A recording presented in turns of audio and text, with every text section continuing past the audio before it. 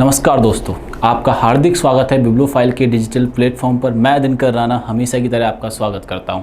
देखते हैं कि जो अभी हाल ही में मॉक टेस्ट लगा है उसके सॉल्यूशंस के बारे में। देखिए पहला क्वेश्चन क्या है, गन पाउडर किसका मिश्रण होता है। देखो बच्चों, बहुत सारे एलिगेशन यानी मिक्सर से क्वेश्चन आते रहते हैं हमारे, कई बार आगे भी हैं एक दो क्वेश्चंस, क्योंकि पर्टिकुलर जो अब मैं अभी बता रहा था आपको हाल ही में कि एग्जाम को टारगेट करने को लेकर चीज़ें अलग अलग चीज़ें डिज़ाइन की गई हैं।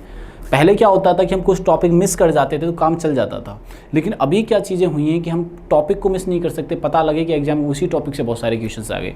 ये एसएससी ने बहुत अच्छा किया है। ठीक है, आइए देखते हैं कि गन पाउडर किसका मिश्रण होता है। तो ये मिश्रण जो होता है वो चारकोल, सल्फर और पोटेशियम का होता है। चारकोल, सल्फर और पोटेशियम नाइट्रेट का ये मिश्रण होता है, उसके बाद ये गन पाउडर बनता है।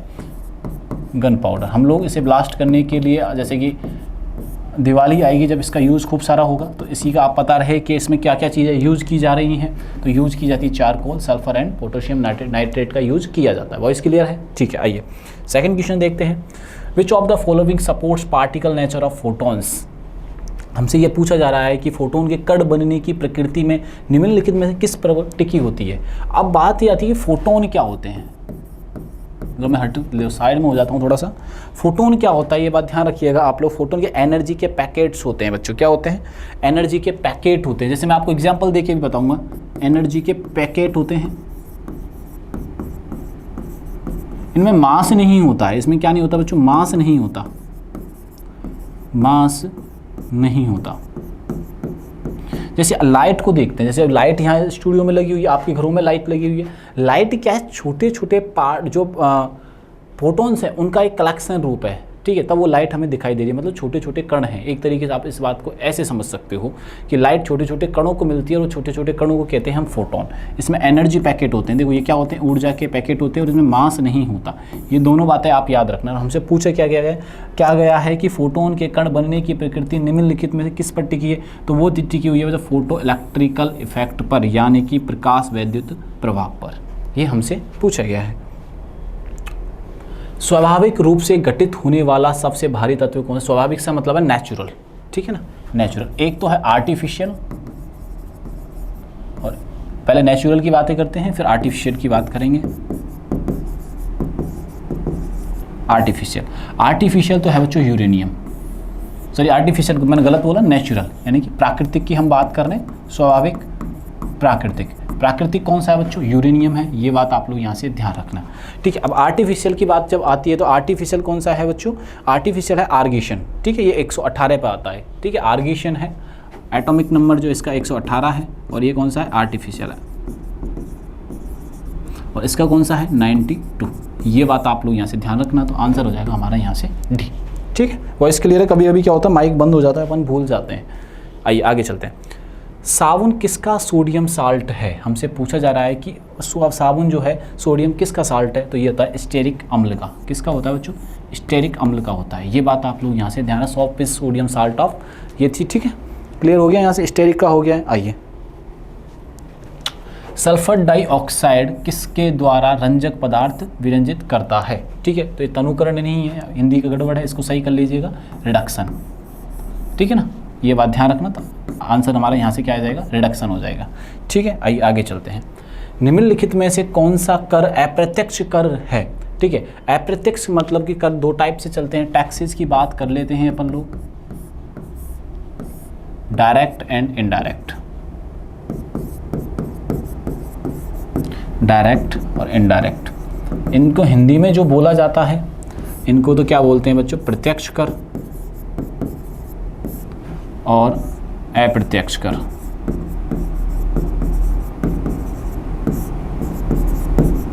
अब हमसे पूछा गया कौन सा अप्रत्यक्ष कर है। देखो, पूंजी अवला, कैपिटल गेन, ठीक है, एक्साइज, एस्टेट और वेल्थ टैक्स। आपको तीन यहाँ पे दिखाई दे रहे हैं, और एक्साइज जो टैक्स है वो कैसा है बच्चों?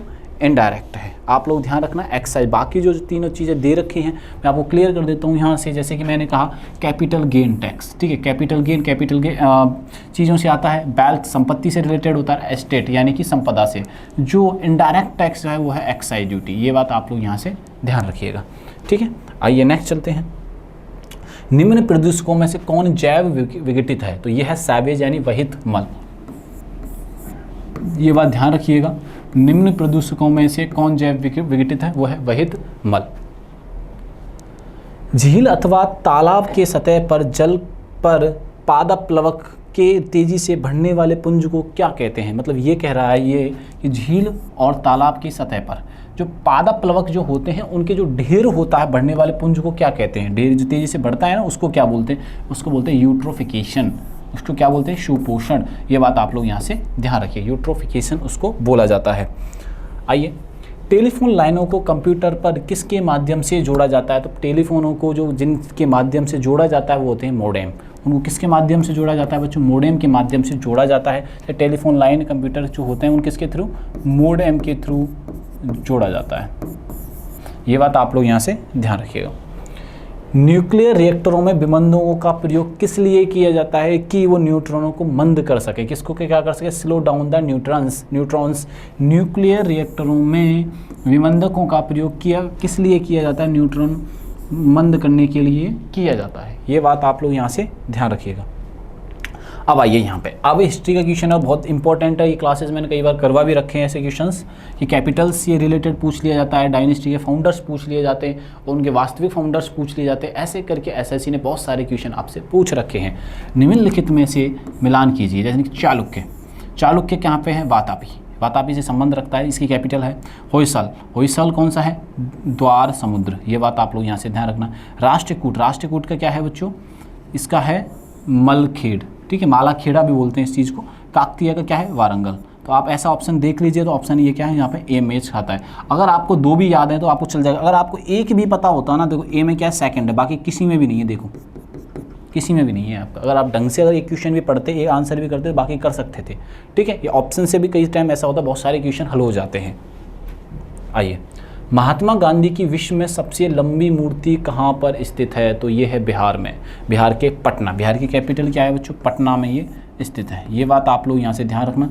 महात्मा गांधी की विश्व में सबसे लंबी जो मूर्ति है कहाँ पर स्थित है? तो पटना में स्थित है, ठीक है। अब आपसे यहाँ से एक और क्वेश्चन पूछा जा सकता है, स्टैच्यू ऑफ यूनिटी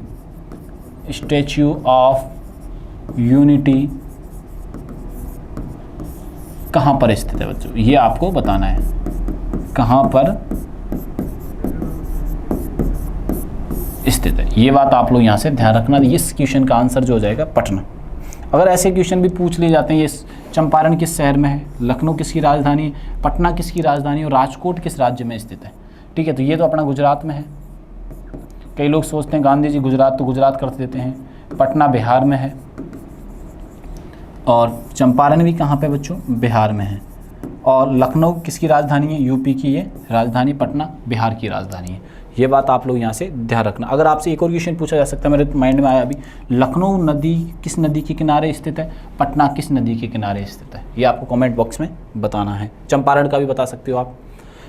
आपको स्टेटमेंट पढ़नी अगेन और आंसर आराम से देना है। योजना आयोग की स्थापना 1950 में हुई थी, ये करेक्ट बात है भाई, ये यहीं सही बोल रहे हैं। नीति आयोग का गठन 2015 में हुआ था। आयोग जब ये योजना आयोग समाप्त कर दिया जाता है तो उसके बाद गठन किसका होता है? नीति आयोग का होता है। योजना आयोग के अध्यक्ष जो पहले थे वो थे पंडित जवाहरलाल नेहरू। और आपसे यह पूछ लिया था कि नीति आयोग के पहले अध्यक्ष कौन थे? तो वो प्रधानमंत्री थे। तो यहाँ पर प्रधानमंत्री इसका अध्यक्ष बनता है। तो ये 2015 में, और 2015 में जो हमारे देश के प्रधानमंत्री थे वो कौन थे? नरेंद्र मोदी। और 1950 में कौन थे? पंडित जवाहरलाल नेहरू। तो इस बात को आप ऐसे समझ सकते हो। तो तीनों यहाँ पे क्या होंगे? सही होंगे। तीनों ऑप्शंस क्या है अपने? सही हैं। पीतल एक मिश्र धातु है जिसके अवयव किस के अवयव मिले हुए? जैसे हमने स्टार्टिंग में क्वेश्चन देखा था, मैंने कहा था आप ऐसा क्वेश्चन आगे भी देखने को आपको मिलेगा। तो तांबा और जस्ता किसका मिक्सअप होता है बच्चों? इसमें कॉपर एंड जिंक का मिक्सअप होता है। भारतीय संविधान के किस अनुच्छेद में सरकारी रोजगार में नागरिकों के लिए समान अवसर का प्रावधान है? आप किसी भी जाति से आते हो, ठीक है ना, किसी वर्ग से आते हों या किसी लिंग से हों, तो आपको समान अवसर जो प्रदान करता है सरकारी जॉबों के लिए, वो कौन प्रदान करता है? तो वो आर्टिकल 16 प्रदान करता है बच्चों। कौन प्रदान करता है? आर्टिकल 16 के द्वारा ये सारे कार्य किए जाते हैं, इक्वलिटी का कार्य किया जाता है। व्यवसाय पर कर की वसूली किसके द्वारा की जाती है? यानी कि tax on professions can be levied by state government only. किसके द्वारा प्राप्त? केवल राज्य सरकार के द्वारा ये कार्य किया जाता है, ठीक है। कंपनशील रज्जु के व्यवहार का अध्ययन करने के लिए किस प्रकार के उपकरण का प्रयोग किया जाता है? तो ये सोनोमीटर का उपयोग किया जाता है बच्चों। किसका? सोनोमीटर का किया जाता है। अगर हाइड्रा का पूछ ले तो जल का, बैरोमीटर दबाव का, और हाइग्रोमीटर। अब याद रखिएगा यहाँ से, तो सोनोमीटर हमारा आंसर यहाँ से याद, वो इस क्वेश्चन का आंसर हो जाएगा। फिर से एक स्टेटमेंट का क्वेश्चन आया, और ऐसे स्टेटमेंट वाले क्वेश्चंस को आप अच्छे से एनालिसिस करेंगे तो अच्छा रहेगा। ठीक है, देखो आप एक बात नोटिस करना, पिछले वाले जो मॉक टेस्ट हमारे हुए थे उनमें एक स्टेटमेंट का जरिए पूछने का अलग था, अब अलग आया है। तो मैं ये आपको ये बताना चाह रहा हूँ, स्टेटमेंट हम पूछते अलग तरीके से, जिससे अब एग्जाम में डिजाइन किए जाए। पहले वाले जो तरीके थे वो एजम्पशन बेस्ड थे, कि जो एजम्पशन आपको दी जाती थी उसी को सही मान के सब कुछ चीज़ें कर रहे थे। जैसे मैं इस एजम्पशन को ऐसे बोल दूँ कि प्रधानमंत्री पहले पंडित जवाहरलाल नेहरू थे, लेकिन वहाँ पर बोल दूँ कि नहीं थे, तो उसी को मानने हमें करना था। तो उस तरीके से क्वेश्चन हमने डिज़ाइन किए थे, उसी तरीके के सीजीएल में भी क्वेश्चन आए हैं। तो अब ये नया तरीका है स्टेटमेंट देने का, उसको देखते हैं। आइए, संविधान सभा की स्थापना 1946 में होती, बिल्कुल सही बात है। डॉक्टर राजेंद्र प्रसाद संविधान सभा के स्थायी सदस्य थे, परमानेंट मेंबर थे, ये भी सही है। BN राव संवैधानिक सलाहकार थे, ये भी सही है। मतलब कि ऑप्शन इसमें डी, यानी कि सारे के सारे ऑप्शंस क्या हैं बच्चों, इसमें सही हैं। चलिए नेक्स्ट क्वेश्चन को बातें करते हैं। संतुलन स्तन क्या है? मतलब कि ब्रेक इवन पॉइंट क्या होता है? एक होता है प्रॉफिट ऑफ मार्जिन, ठीक है ना। एक ब्रेक इवन पॉइंट की बात करते हैं, ये कॉमर्शियल यानी कॉस्टिंग का है। ब्रेक इवन पॉइंट क्या होता है? जैसे देखिए, मैं आपको प्रॉफिट ऑफ मार्जिन इससे पहले डिस्कस करेंगे। ब्रेक इवन पॉइंट क्या होता है, यही पूछा गया है ना। हाँ जी, ब्रेक इवन पॉइंट क्या होता है? जैसे इस बात को आप ऐसे समझिएगा, इस बात को आप ऐसे सोचिए कि आपने कोई शॉप ओपन की है। आप इस बात को कैसे समझेंगे? आपने कोई शॉप ओपन की, यानी कि दुकान ओपन की है, और नया नया बिजनेस चल रहा है आपका। तो आपने बिजनेस में जो इन्वेस्ट किया था 1 लाख का किया था, ठीक है, ये तो इन्वेस्टमेंट था। अब दूसरी तरफ, ठीक है, आप उस स्तर पे पहुंच चुके हैं आपको जहां से आपके सारे खर्चे कवर हो रहे हैं। खर्चों का कवर होना मतलब कि आप इस बात को ऐसे समझिएगा, मंथली आपके जो एक्सपेंसेस हैं वो 50,000 हैं। कितने? 50,000। और आपकी इनकम भी कितनी है बालकों? 50। यानी ना तो आपको लाभ हो रहा है ना हानि हो रही, उसको बोलते हैं break even point. No loss no profit. ये बात समझ में आई कि नहीं है? नो लॉस नो प्रॉफिट, ये बात आप लोग यहाँ से ध्यान रखना। इसको ही हम क्या बोलते हैं? ब्रेक इवन पॉइंट बोलते हैं। एक होता है profit of margin. Profit of margin क्या होता है? इसमें हम इस ब्रेक इवन पॉइंट से ऊपर उठ चुके होते हैं, इस ब्रेक इवन पॉइंट से ऊपर उठ चुके होते हैं। इस बात को आप ऐसे समझिए।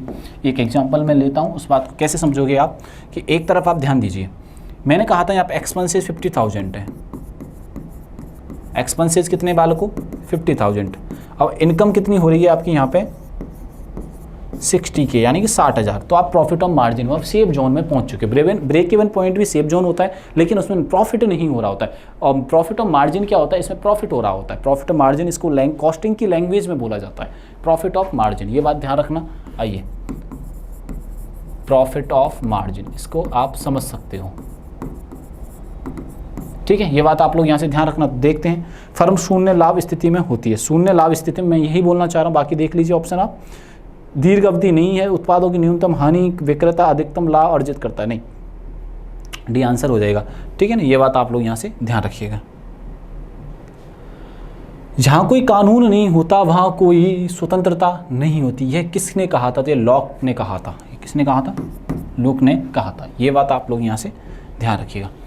एयर न्यूजीलैंड के अगले सीईओ के रूप में किसे नियुक्त किया गया? तो ये निखिल रविशंकर को किया गया। हाल ही में ये अनाउंसमेंट हुई थी, ये बात आप लोग यहाँ से ध्यान रखना। तो किसे किया गया है? निखिल रविशंकर को किया गया। सुंदर पिचाई के बारे में आप जानते हो, इंडियन है, और किसके सीईओ हैं? तो ये गूगल के सीईओ हैं। बहुत इंडियंस हैं जो बाहर जाके बड़ी बड़ी कंपनियों में क्या है बच्चों? सीईओ हैं। जैसे मैं आपके माइक्रोसॉफ्ट की अगर बात करता हूँ आपसे, तो माइक्रोसॉफ्ट के कौन हैं? तो माइक्रोसॉफ्ट के हैं बच्चों सत्या नडेला, ठीक है ना। ये बहुत बड़ी कंपनीज हैं, आप ये लोग यहाँ से ध्यान रखना।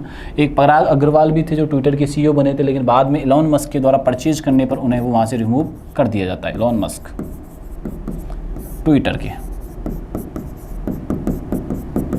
ठीक है। और इनसे पहले कौन थे? पराग अग्रवाल। पूछेगा नहीं, बस मैं आपको एक इन्फॉर्मेशन के लिए बता रहा हूँ सारी चीज़ें।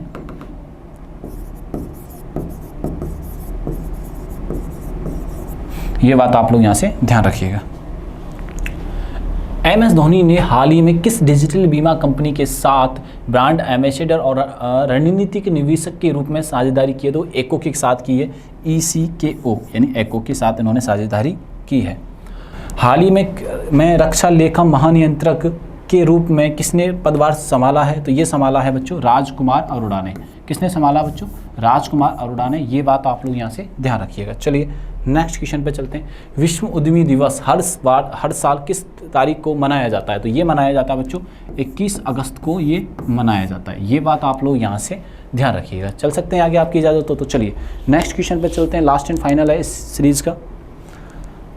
23वां AIVD महासम्मेलन जिसमें भारत को कार्यकारी बोर्ड का अध्यक्ष चुना गया है वो कहाँ आयोजित की गई है? तो ये आयोजित की गई है बैंकॉक थाईलैंड या फुकेट थाईलैंड, सॉरी बैंकॉक में नहीं की गई है, ये फुकेट थाईलैंड में की गई है। फुकेट थाईलैंड में की गई है। ऐसे करके हमने बच्चों 25 क्वेश्चंस का सलूशन किया। वीडियो अच्छा लगे तो शेयर करिएगा, चैनल को सब्सक्राइब करना बिल्कुल नहीं भूलना है। तब तक के लिए थैंक यू, धन्यवाद।